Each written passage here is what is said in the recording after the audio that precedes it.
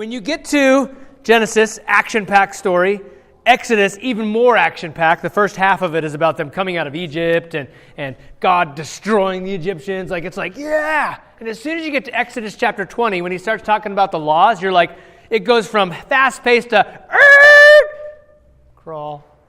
And you're reading going and make this building that is this wide and this high, and put this thing in this part of the building, and make this linen ephod. Here's how you're supposed to make it with blue cords, and make sure they wash really well. And you're like, this is not exciting at all anymore. And then the book of Leviticus, which is after Exodus, is 20, I think it's 21 or 27 chapters of 27 chapters of weird bodily fluids and killing stuff and sacrifices. This is you're how many guys went down to Main Street this last weekend and you saw somebody at the top of Main Street with a big box, took a cow and slit its throat, and the blood squirted everywhere, and he collected some into a bowl here, and you're like, because that's normal, right? Haley's this would be normal in the Israelite world. They would be oh, for sure, exactly what would happen.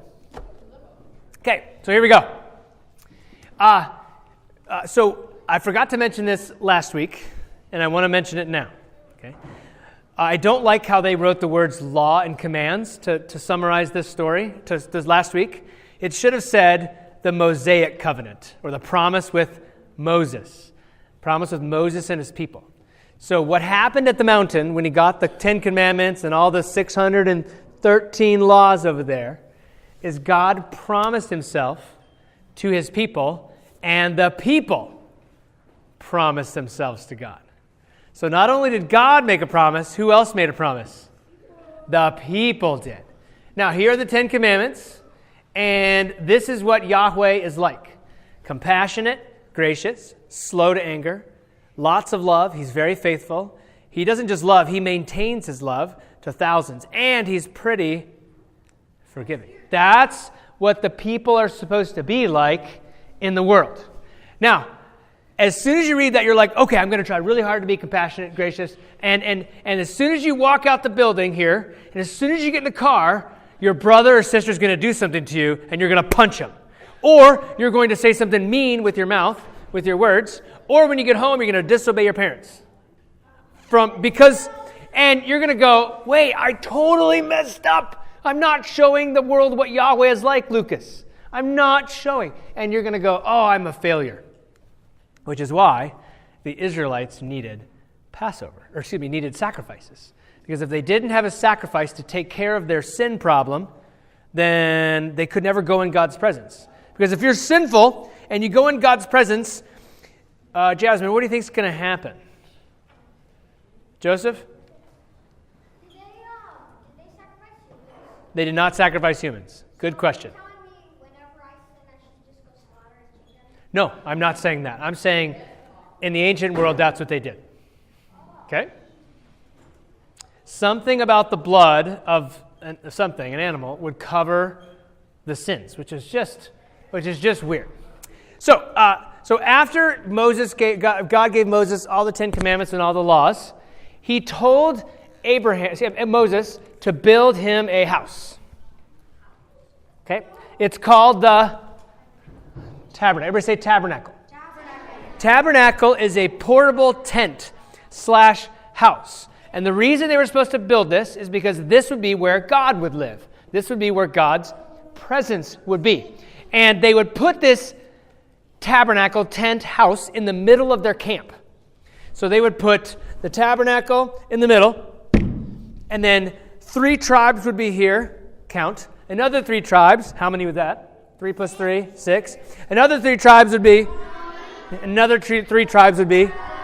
12 tribes, all centered around what? The tabernacle. Now, one of the tribes, when they would move, would leave, and then three more would follow, and then guess what would be in the middle? That, and then guess what would be after that? Another 3 tribes. So they had a very orderly way to move whenever the fire lit, and I'll tell you about that in just a second.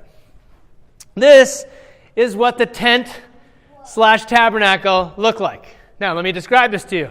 You have walls around the box, around the tent. Now, this is a tent.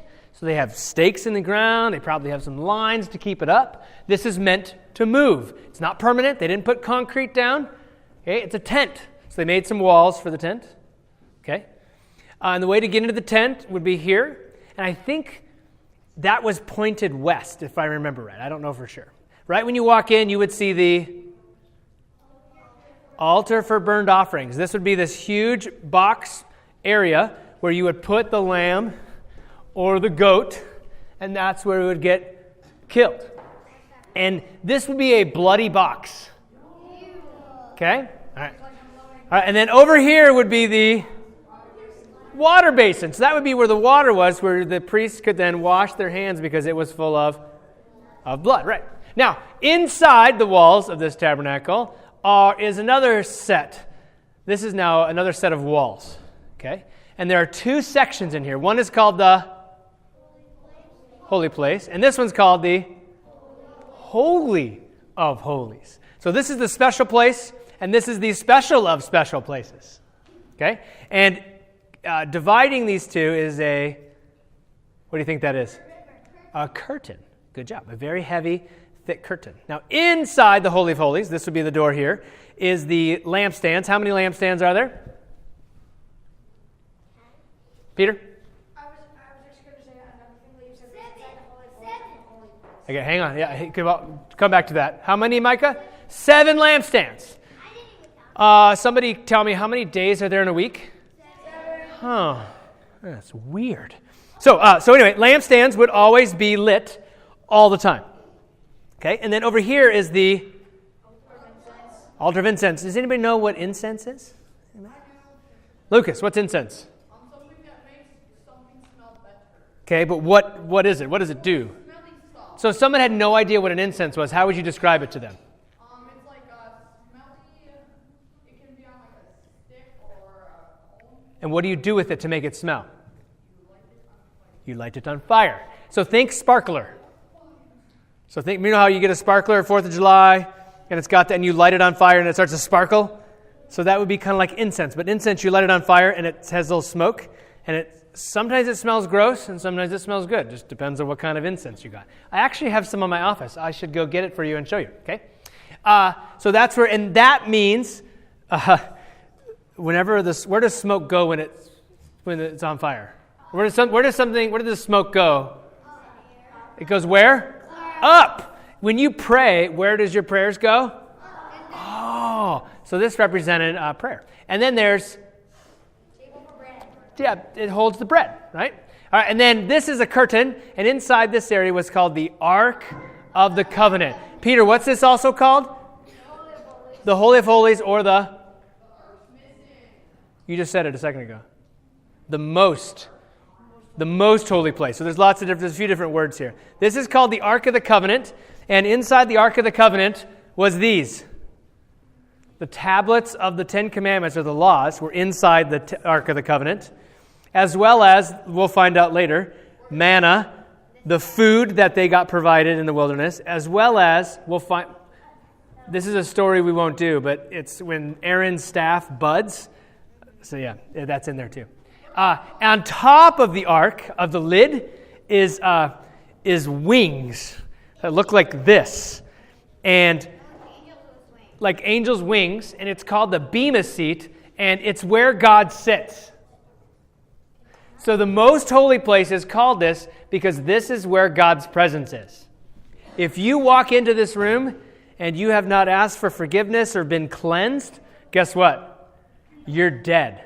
You die on the spot because you come into God's very presence, and what they would do is they would tie a rope or a cord to the priest that would go in there, and if they heard a thud, they would drag the person out because no one could go in there and get him. So they would drag him out with the cord. That means that you had sin and you were toast. Scary, right? Isn't it weird? So isn't God supposed to be good, not like die? Right? So there's something about God that if you aren't good or clean, then you can't stand in his presence. Whoa. Overall, this entire thing, when they made this, they had special people make this, because God not only remember the covenant earlier with Abraham, that there'd be many kids as stars in the sky, and we're going to show the world what we're like, what God is like. Do you know what else he promised to Abraham? That he would be with him. So God is making a way so that he can be with his people.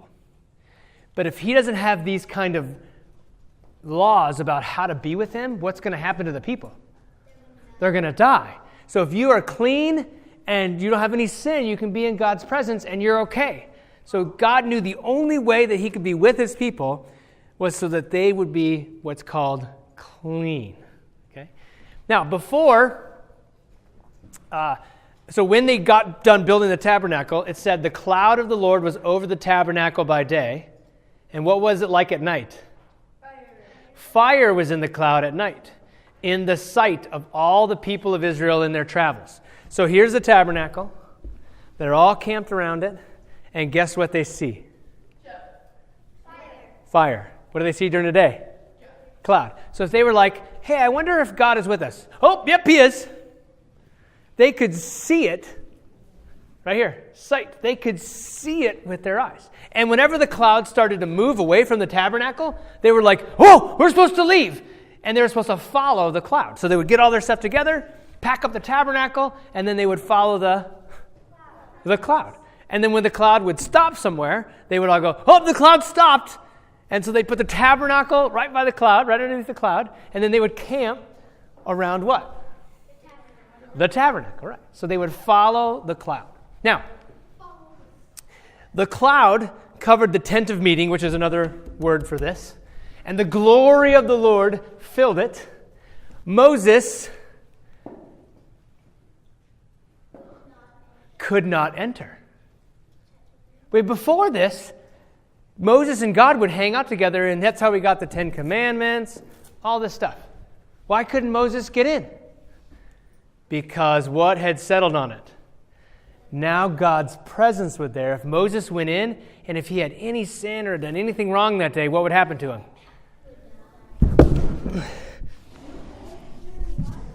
And they have to pull him out, right?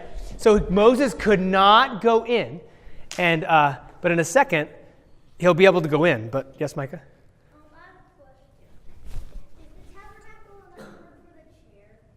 Yes. I'm using the chair as an example of the tabernacle. The chair of meeting. Thank you. That's a really good way to put it. A really good way to put it. Moses could not enter the tent of meeting. Now, the book of Leviticus, it has all this in it. It has priests, sacrifices, festivals, traditions, Yom Kippur, Day of Atonement, ritual laws, and purity laws. We're going to watch a video that talks about the book of Leviticus, one of the most boringest books in the entire Bible. But the video guys do a great job of making a boring book meaningful and interesting.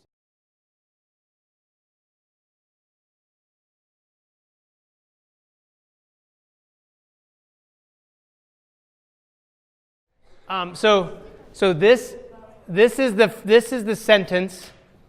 A whole book later. So remember, Moses could not go in, and now look at it. Do